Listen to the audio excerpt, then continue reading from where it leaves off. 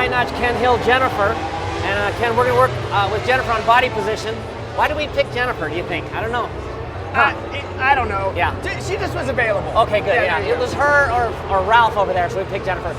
But everybody, and Jennifer, we'll get you thinking about body position. The reason we hang off a motorcycle is we can run less lean angle. And if you can run less lean angle, you can run more brake and more throttle together. So that's what we talk about it. We in our school, we talk about lean angle being risk. So if Jennifer sits up on top of her motorcycle and she's up on top of it, she's gonna have to carry more lean angle, more risk for a given radius than the rider who hangs off. And what we're gonna work with her on is body position for track day riding.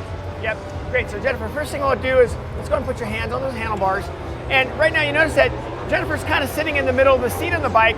And if we're gonna sit in the middle of the seat on the bike, really we're not telling the motorcycle what to do. We're actually telling the motorcycle to go straight instead of having any input to go left or right. So Jennifer, we wanna make a left-hand turn. So the first thing we'll do is we're gonna move you over to the left. So we put your weight to the left side of the bike. So we'll move you over to the left, right? And your inside foot position is really what we're looking for. So your inside foot position, we're gonna take your foot and we want your heel up at about a 45 degree, and that allows your knee to come out to help put weight on that foot peg. And that's what we're looking at doing right there.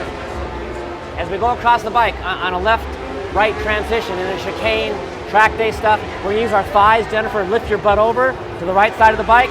Using our thighs, we're gonna try not to pull on the handlebars. If you track day riders, if your bike wiggles in your transitions, you're pulling on your handlebars. Try to divorce your weight from your hands, use your core. That's why road racers are so fit. So they go across that seat without pulling on those handlebars. So think about that. So she's across the seat, she's thinking about her foot over the edge, perfect, getting that knee out, and as she bends this inside arm, right, there we go. And then the weight goes on the foot peg, and that's what you're looking for. Weight onto that foot peg when you want your bike to steer. Let's talk about two more things. So Ken, the fallacy is your hands should never be loaded. And where's that wrong? Yeah, so people say, oh, you should always have your hands, you should have hardly any pressure on them, you should be able to let go of the bars at any time. That's really not true. When you're braking, your hands have got to be loaded. You've got to be able to accept that brake force.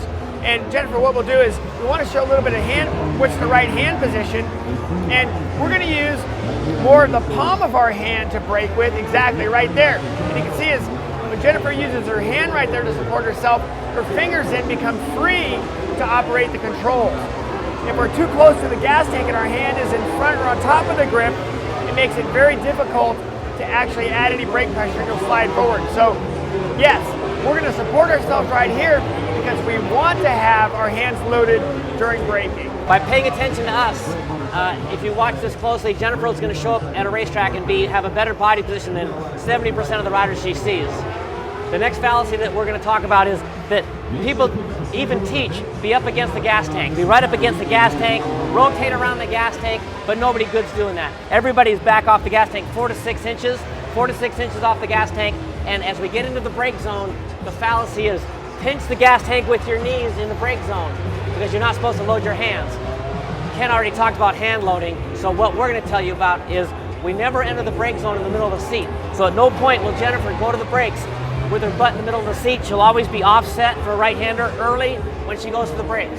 So in the straightaways, you can be in the middle of the seat, but before the brake zone, the butt comes over, then we sit up on the brakes.